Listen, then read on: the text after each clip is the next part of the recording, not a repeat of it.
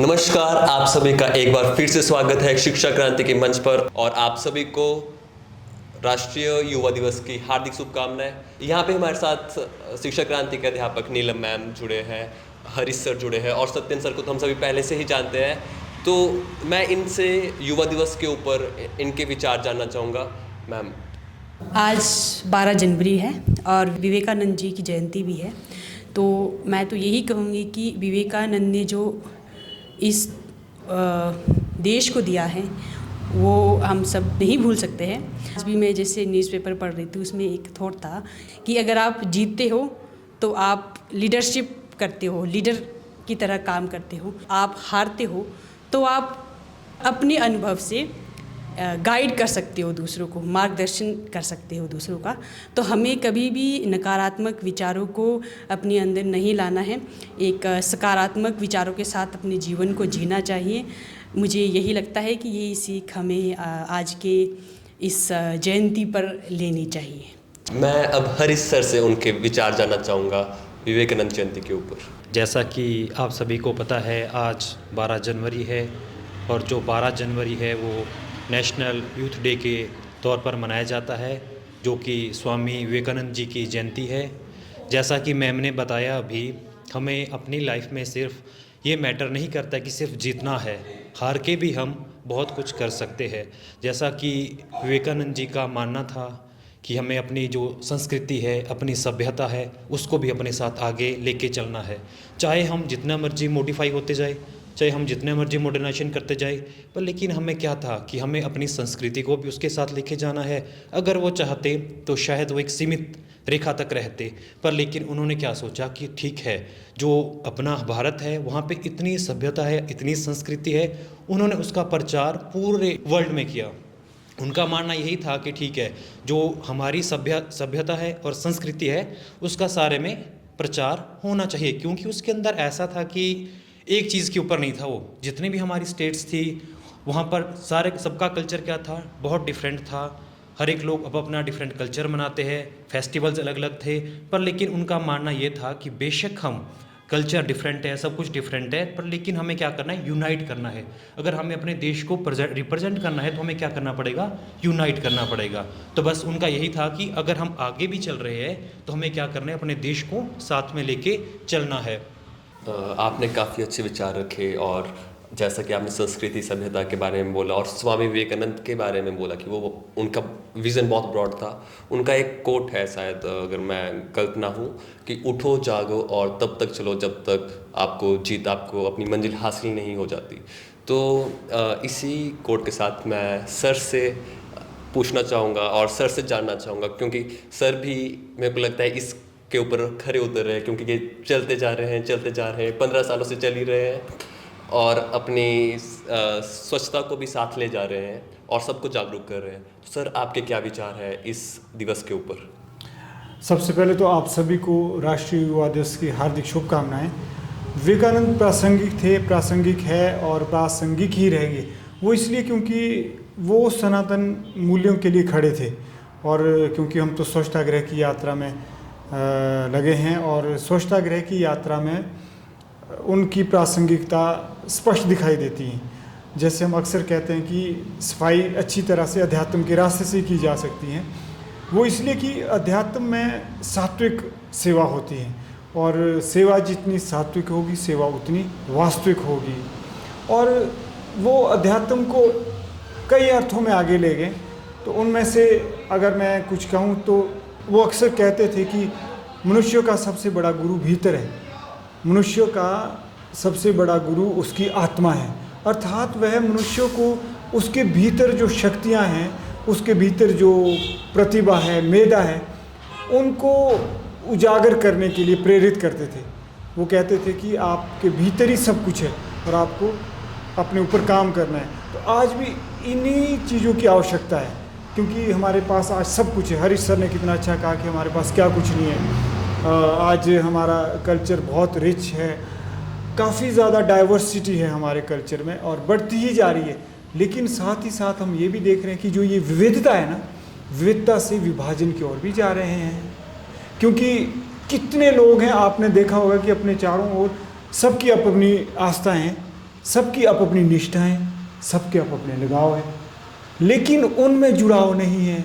जिसकी बात हरीश सर कह के हटे हैं अभी कि वो एकता के लिए खड़े थे, तो हमारे सामने भी ये चुनौती है कि किस प्रकार से हम इस विविधता में एकता पैदा करें, क्योंकि एकता से स्वस्थता आ सकती है। सबकी अपनी निष्ठाएं हैं, अपने लगाव है, यह मनुष्य प्रकृति है, लेकिन उनके अपने अपने लगाव से अलगाव पैदा हो, यह तो मनुष्य की विकृति है।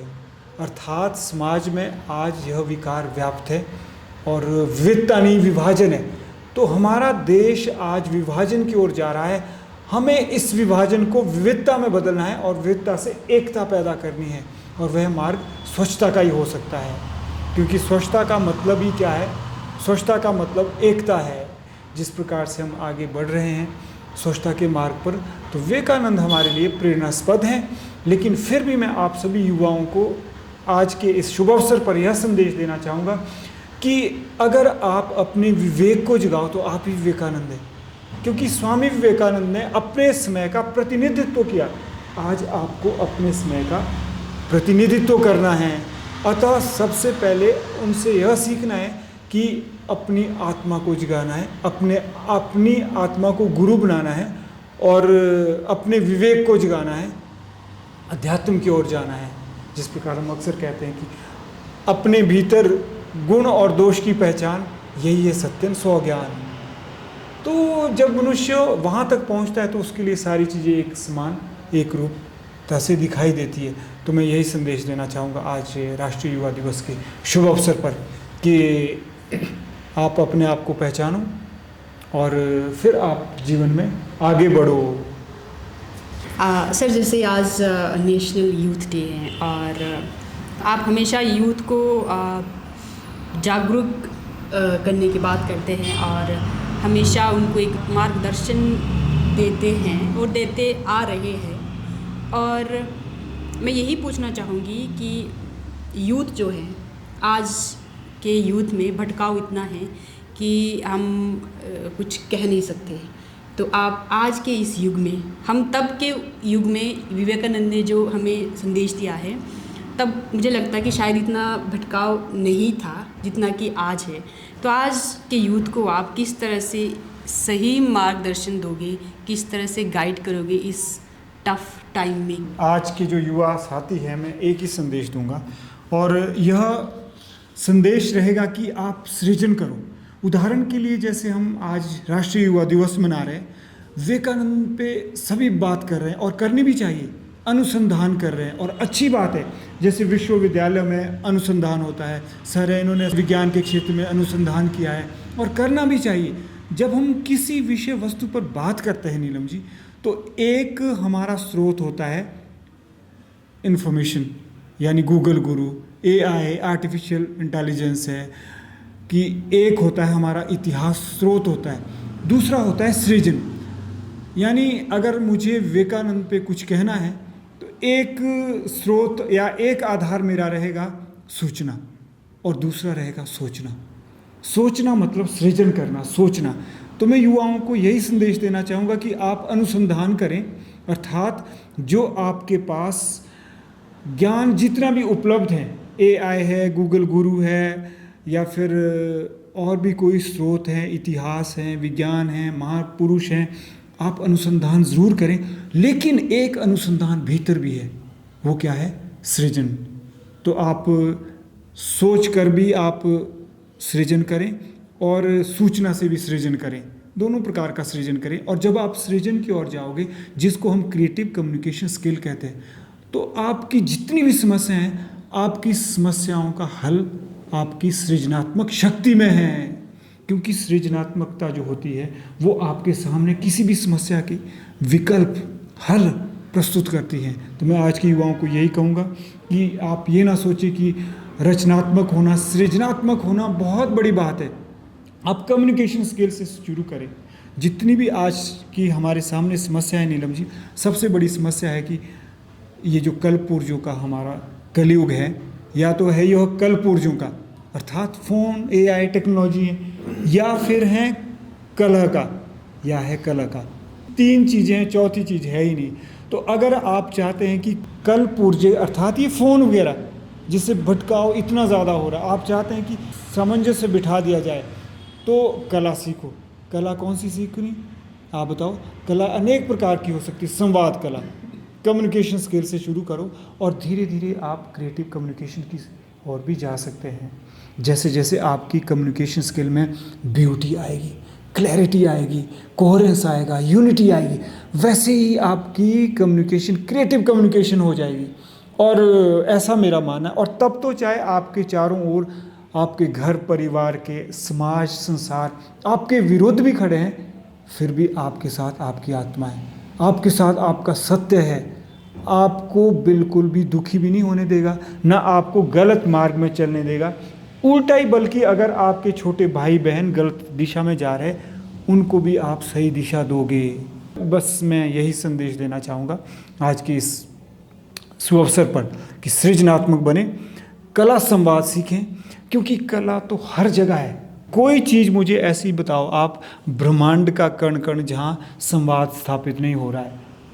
हमारे शरीर में संवाद स्थापित हो रहा है, जो हमारे बॉडी में सेल है। हरी सर बैठे हैं, बायोलॉजी पढ़ाते हैं स्कूल ऑफ लैंग्वेजेस में, तो मैं कहना चाहूँगा कि हमारे भीतर जो सेल्स है ये भी संवाद कर रहे कि नहीं कर रहे। इसमें एक साइटोकाइंस होते हैं जिसके तहत संवाद होता है। जैसे ही हमारी बॉडी में इन्फेक्शन होता है या डिजीज़ होती है, तो वो साइटोकाइंस जो है संदेश भेजते हैं हमारी इम्यूनिटी को। हमारी जो रोग प्रतिरोधक क्षमता है यानी इम्यूनिटी सिस्टम को वो साइटोकाइंस जो होते हैं, प्रोटीन जो होते हैं, वो संदेश भेजते हैं कि कुछ करो, इन्फेक्शन हो रहा है, और हमारा तापमान बढ़ता है। इसलिए डॉक्टर्स भी कहते हैं कि अगर तापमान हो जाए किसी को भी तो घबराना नहीं चाहिए। टेम्परेचर 100-102, हमें एंटीबायोटिक नहीं लेनी चाहिए, मेडिसिन नहीं लेनी चाहिए। क्यों? क्योंकि तापमान का मतलब है कि ये नेचुरल रिस्पॉन्स है डिजीज़ के प्रति हमारी बॉडी का, अर्थात कम्युनिकेशन हो रही है। तो आप कहीं भी देखें, बाहर भीतर ब्रह्मांड की हर चीज़ कम्युनिकेट कर रही है, संवाद स्थापित हो रहा है। अगर वो संवाद स्थापित नहीं हुआ नीलम जी, तो वो अवसाद की ओर चला जाएगा इंसान।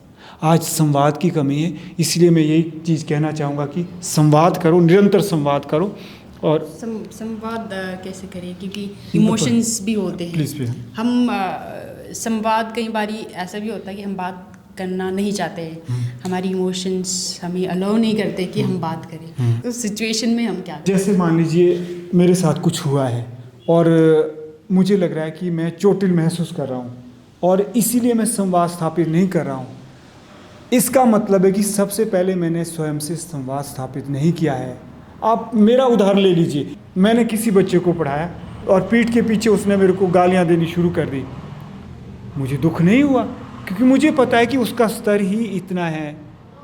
अब बताओ मेरी इमोशनल डिस्टर्बेंस संवाद के रास्ते में क्यों नहीं आई? क्योंकि मैंने स्वयं से संवाद स्थापित किया था। इसीलिए हर रोज संवाद, हम जो कहते हैं शीर साधना, शब्द साधना और शून्य साधना क्या करो, अर्थात निरंतर अपने आप से संवाद क्या करो। मेरे को तो पर्सनली ऐसा लगता है कि सत्यन सर खुद अपने जीवन में स्वामी विवेकानंद और उनके जैसा एक एग्जाम्पल सेट कर रहे हैं, ताकि आने वाला यूथ उनको देख के प्रेरित हो और उनको देख के कुछ कर सके, कुछ सीख सके।